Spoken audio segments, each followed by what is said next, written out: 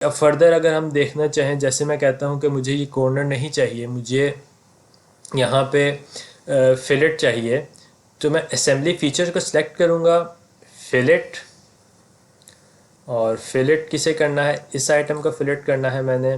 इस आइटम को, जितनी आइटम्स को मैंने करना है मैं साथ साथ सिलेक्ट कर लूँगा। मैंने इसे फिलेट करना है, और ये फेस हो गया, इसको हम राइट क्लिक करके डिलीट करेंगे। ये एज चाहिए मुझे, ये एज फिलेट चाहिए, ये एज फिलेट चाहिए। अब उसका जो भी मैंने उसकी डायमेंशन देनी है, जैसे 10 मिलीमीटर है, वो करूँगा, और ओके। तो यहाँ पे हमारा असेंबली का फीचर अप्लाई हो गया। फर्दर ये कि इस पे अगर मैं शम्फर करना चाहूँ, मैं शम्फर कर सकता हूँ, या जो भी फ़ीचर्स अप्लाई करने हैं, लेकिन ये फ़ीचर्स वही हैं जो सिर्फ असेंबली तक लिमिटेड रहेंगे, ये आगे पार्ट में नहीं जाएंगे। अगर हम देखें, लेट्स से मैं कहता हूँ कि मैंने यहाँ पे होल करना है,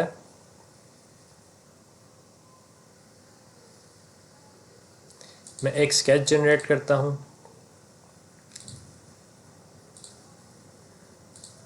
और इसको मैं एक्सट्रूड कट करूँगा असेंबली फीचर्स में आके, और इसकी डायमेंशन मैं कह देता हूँ ये है 60 mm। ओके।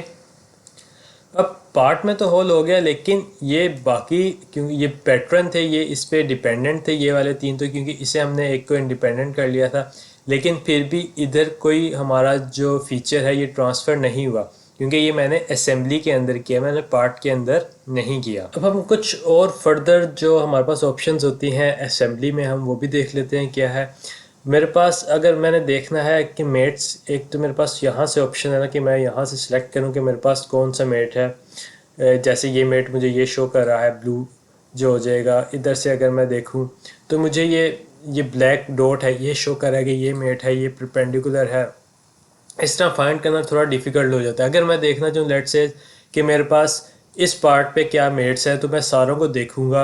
अगर कोई कम्प्लेक्स मेरे पास असेंबली होगी तो मैं हर एक पार्ट को, तो हर एक मेट को देखना टाइम टेकिंग होगा, मुश्किल हो जाएगा।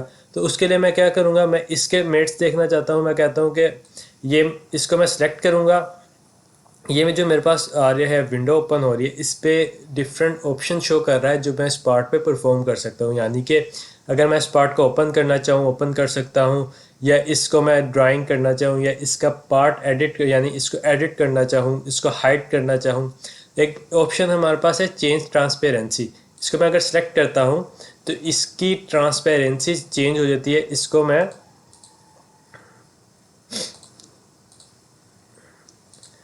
इस पार्ट को मैं, अगर इसके पीछे कोई मेरे पास पार्ट होगा तो उसको मैं देख सकूँगा इसकी ट्रांसपेरेंसी चेंज करके।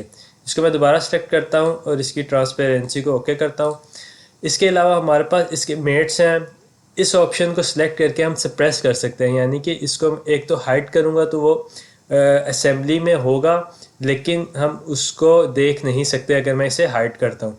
जब मैं सप्रेस करूँगा तो इसका मतलब ये है कि ये असेंबली में पार्ट प्ले नहीं कर रहा अपना कोई भी। जैसे कि अगर मैंने इसे सप्रेस किया कि ये पार्ट मेरा सप्रेस हो गया, इस पर मैं फर्दर कोई भी एडिशन वगैरह नहीं कर सकता। इसको मैं सिर्फ दोबारा अनसप्रेस करूँगा। अब इसको मैं कर सकता हूँ चेंज। इसको मैंने सेलेक्ट किया। अब मेरे पास एक ऑप्शन आ रही है व्यू मेट्स। ये ऑप्शन बताएगी कि क्या क्या मेट्स मेरे इस पार्ट में हैं। अगर मैं इसको सिलेक्ट करता हूँ तो ये मेट्स शो हो गए कि इस पार्ट पे एक कॉन्साइड का मेट है इस पोजीशन पे, उसके अलावा एक और कॉन्साइड का जो मेरे पास मेट है इस पोजीशन पे, जो एक ये फेस शो हो रहा है मेरे पास और एक ये फेस शो हो रहा है। फिर मेरे पास पैरेलल का मेट है इन दो का। अगर मैं इन मेट्स को एडिट करना चाहूँ, मैं राइट क्लिक करके एडिट फीचर्स करके मेट को एडिट कर सकता हूँ। इसको मैं क्लोज करता हूँ।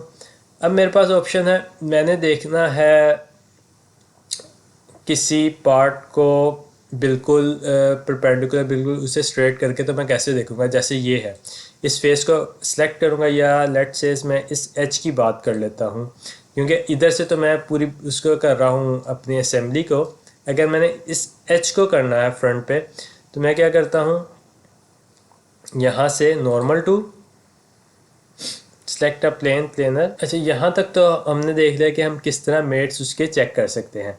हमारे पास असेंबली में ऑप्शन है, अगर मैंने देखना है कि जो पार्ट हैं वो आपस में उनका इंटरफेरेंस तो नहीं हो रहा, तो उसको डिटेक्ट करने के लिए हमारे पास ऑप्शन होती है कि हम असेंबली में इवेलुएट में आएँ और यहाँ से इंटरफेस डिटेक्शन करें।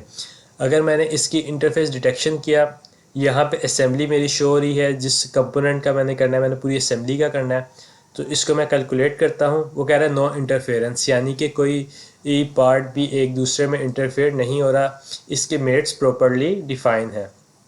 इसकी दूसरी ऑप्शन क्या हो सकती है, इसको मैं कैंसिल करता हूँ, मैं इसको सिलेक्ट करूँगा, इन मेट्स को मैंने शो किया और इस मेट को मैं सप्रेस करता हूँ।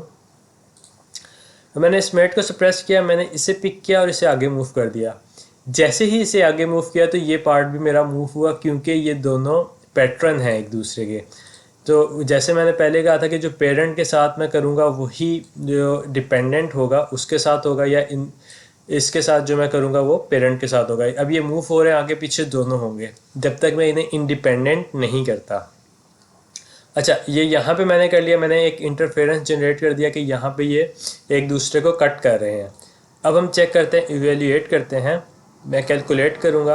अब उसने दो इंटरफेरेंसेस शो कर दी, एक इंटरफेरेंस वो है और एक इंटरफेरेंस ये है।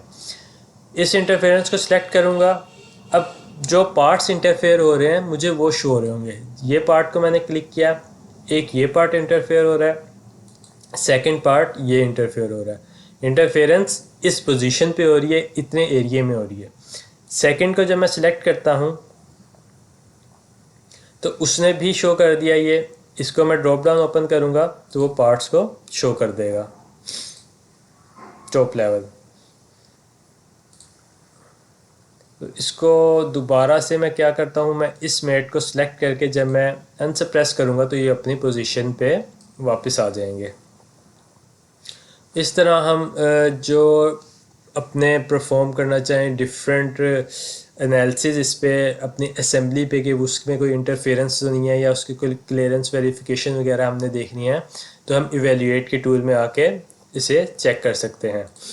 हमने देख लिया कि असेंबली हम किस तरह जनरेट करेंगे, कैसे हम किसी को कंपोनेंट को इंपोर्ट करेंगे और किस तरह हम उस पर असेंबली फ़ीचर्स अप्लाई कर सकते हैं, किस तरह हम उस पर लीनियर पैटर्न वगैरह अप्लाई करेंगे, या कोई स्केचिंग करनी है या पार्ट में हमने स्केचिंग करनी है, उनमें क्या डिफरेंस है। तो ये चीज़ें जो जो हम कमांड्स असेंबली में यूज़ कर सकते थे वो हमने मोस्टली कमांड्स इस लेक्चर में देख ली।